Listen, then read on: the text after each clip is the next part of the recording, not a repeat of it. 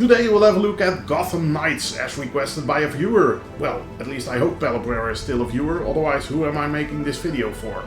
Now if you want me to have a look at a game, let me know in the comments down below. But Gotham Knights, a bit of an older title. It was released in October 2022 and critically not received very well. But for the research of my video, I played a bit of the game of course, and I must say, although I won't play this game single player, playing this game with some friends I could see myself having a great time. But well, let's see if we can get some optimized settings for the game, see what the settings do and how they impact the graphics of the game and the performance of the game of course. We'll all find out in this video. Welcome to Hank's Gaming, guess who I am, and... I'm Batman. No, you're not Batman. You don't understand, I'm Batman. Starting the game you'll have to watch Batman die.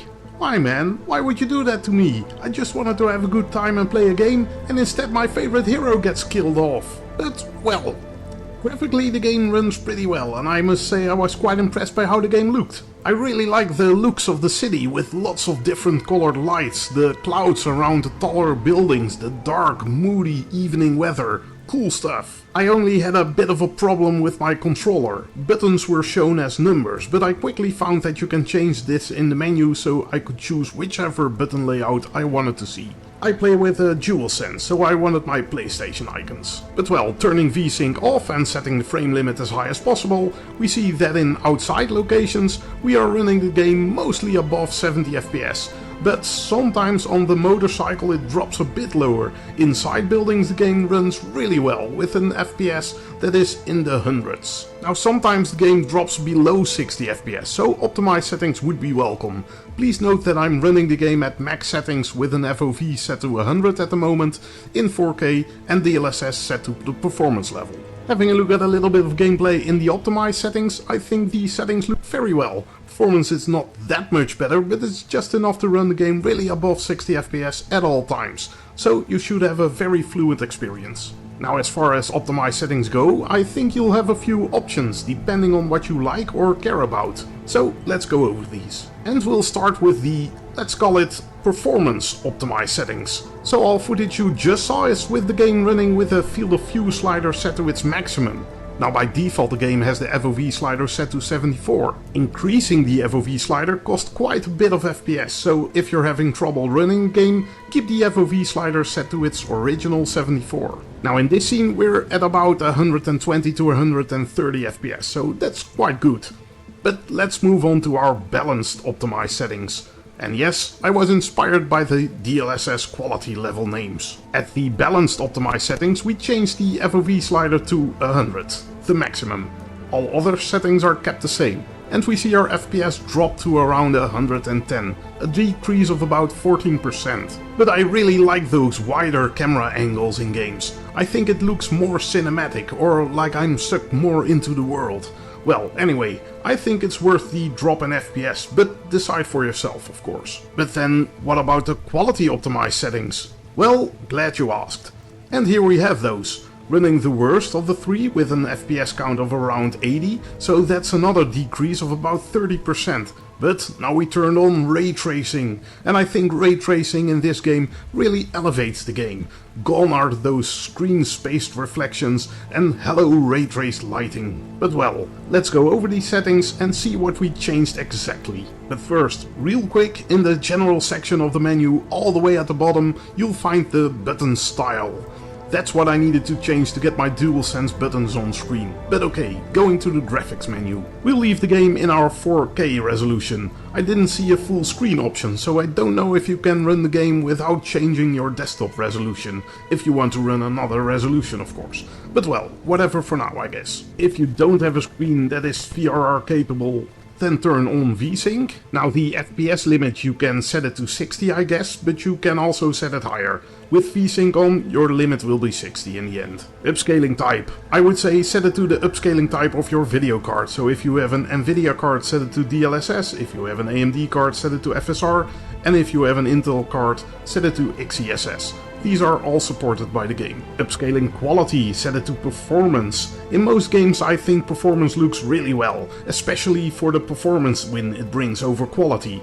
Ultra performance can lead to a bit too much graphical mess, so keep it at performance. Sharpening level. I usually have this turned up a little bit, so in this case I have set it to 5, but I haven't really compared these values. Now all settings we just looked at are all the same for all my optimized settings, but now let's first have a look at our performance optimized settings. And for those you will need to leave or set the field of view at 74. You want ray tracing turned off. All other settings under advanced you leave on, unless of course you don't like any of those effects. And under quality you want to set the texture quality to highest, shadow quality to lowest, effects quality to highest, post-processing quality to highest, view distance to low, and environment density to highest. And those are the performance optimized settings. What you want to change for our balanced optimized settings is actually just the field of view. I would say turn it up to 100. And then for our quality optimized settings, leave that field of view to 100, and under advanced turn on the ray tracing, and under quality turn down the effects quality to low. And now if you want to know why we set all these settings the way we did, keep on watching. We'll dive into every option, have a look at them, see what performance win they give and what the graphical impact is. But first, if you like the video so far, please give it a like. Since this is an older game of October 2022, I'm a little bit afraid I will get no views at all, so every like will help me soothe my fear of getting no views. But then let's quickly continue. And first off is upscaling.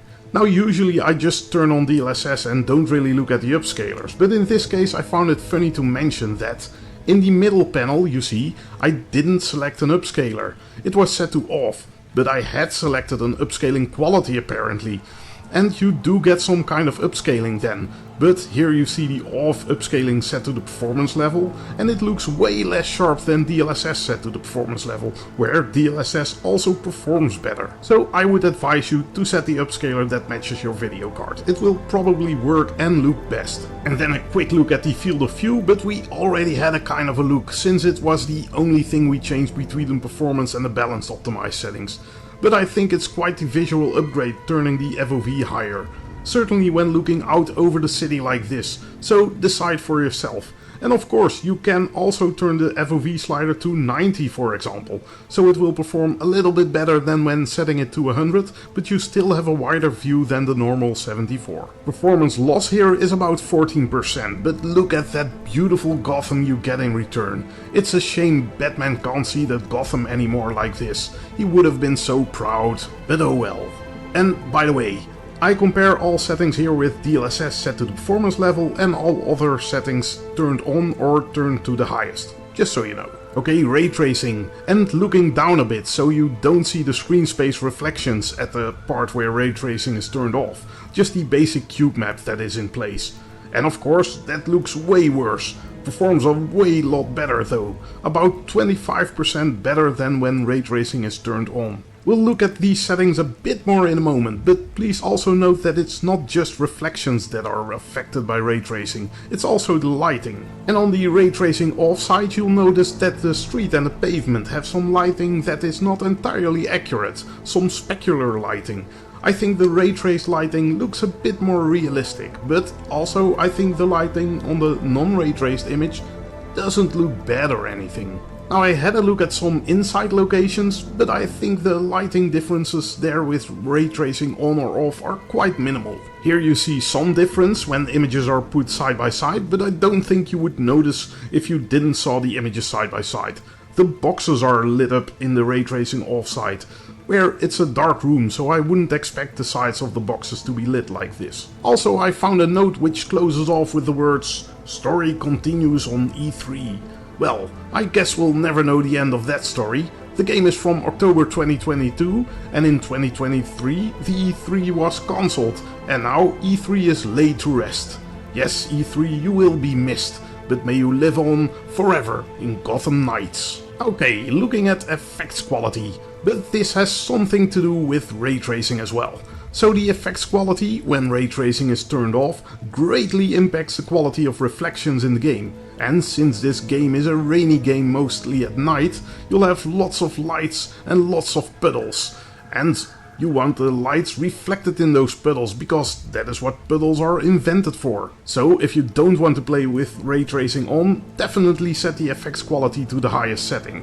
Now I must say, medium FX quality looks okay as well, but I don't really see a performance improvement, so I would just leave it at the highest, just in case this setting hits some other quality I missed. You definitely don't want to turn this one down to low if you're playing with ray tracing off. Now looking at ray tracing off and on again, the reflections with the ray tracing off seem a bit sharper, but a bit more static as well.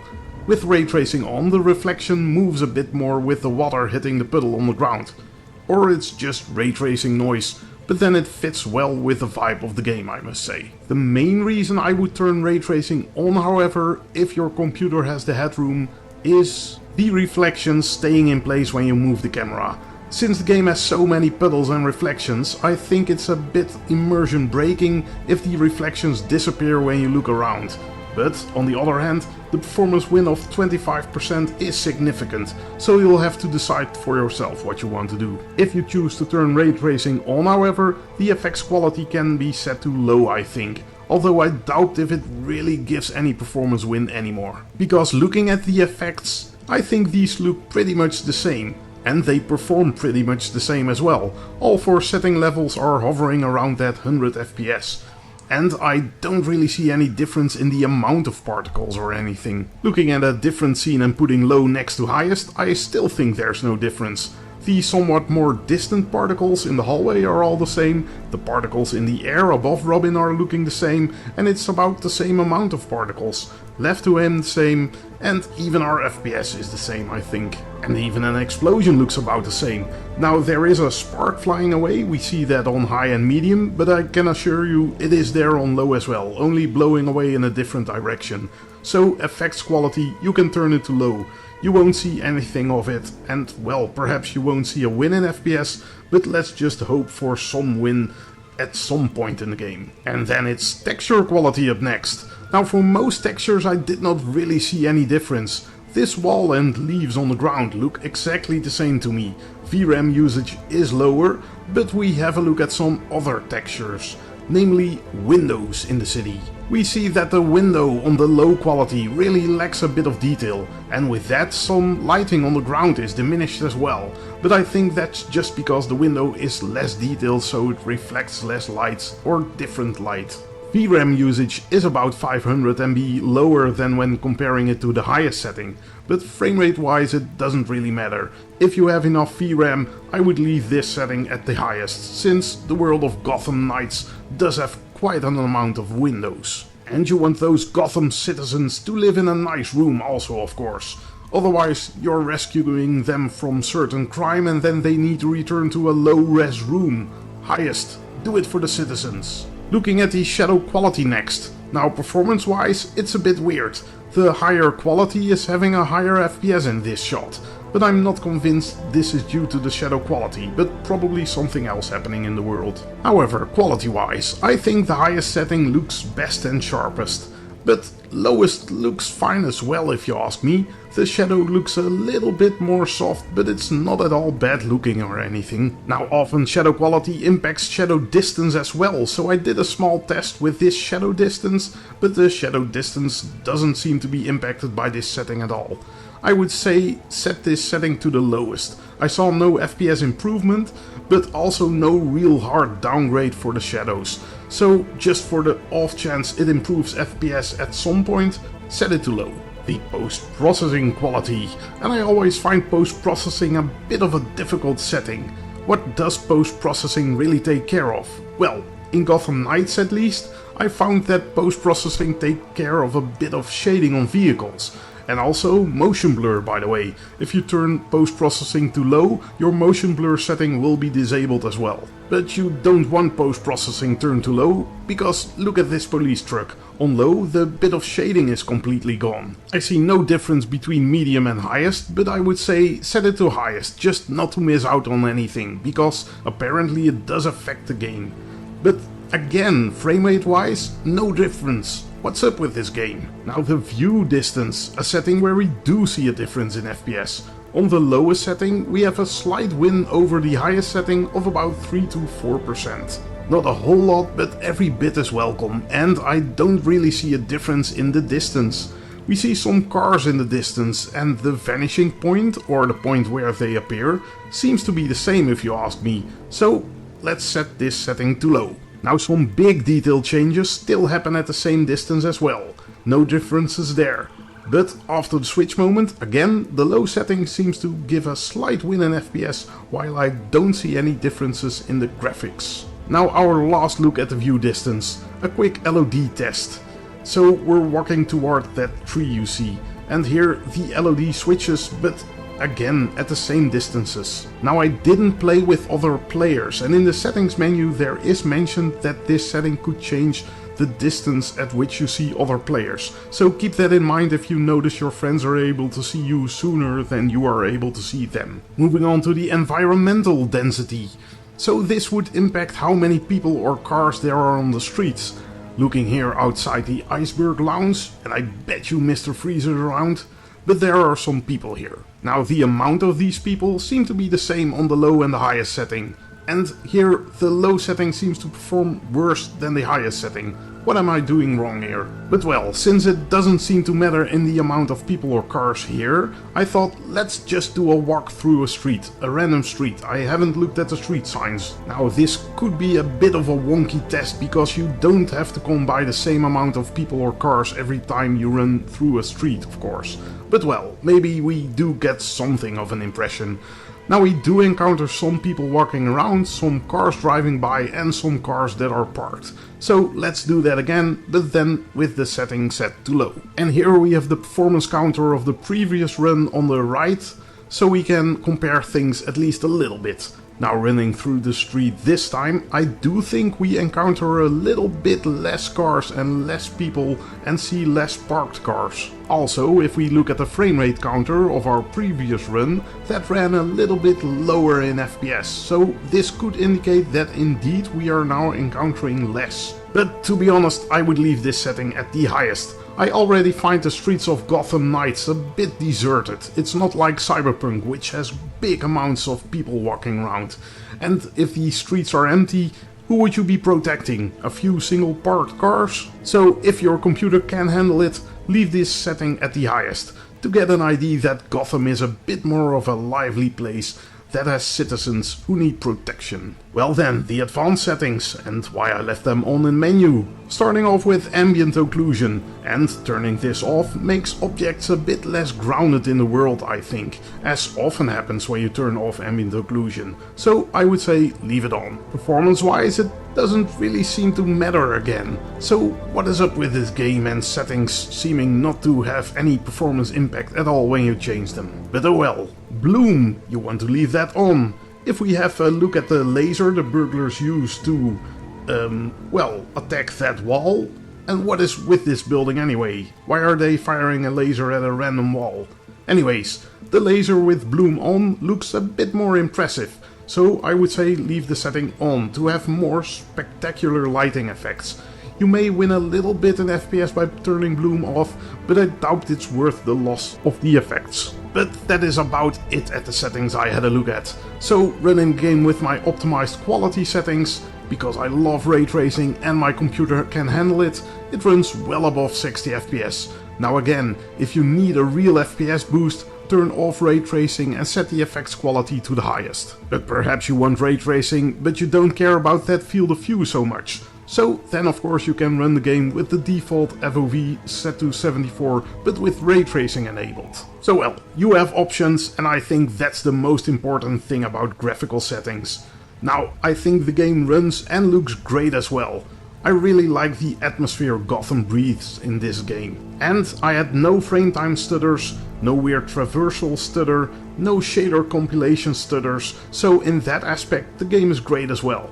But well, hope this video helped you decide what settings you will use. And that concludes my look at Gotham Knights. Thank you for watching, and if you like this video, or if you're Batman, subscribe, that way you can stay up to date with my channel and watch more videos like these. Now in 2 weeks I'll be Batman. No, in 2 weeks I'll be back. I'll be Batman. With a look at Tekken 8, the demo. I'm still not a large enough channel to get games sent to me by developers or publishers, so I'll have to look at the free demo. But I hope you will join me on that one. Now, if you can't get enough of my fantastic looking Kratos in the background, have a look at my frame generation video. There Kratos wears a Christmas hat. Have a good one. Houdoe.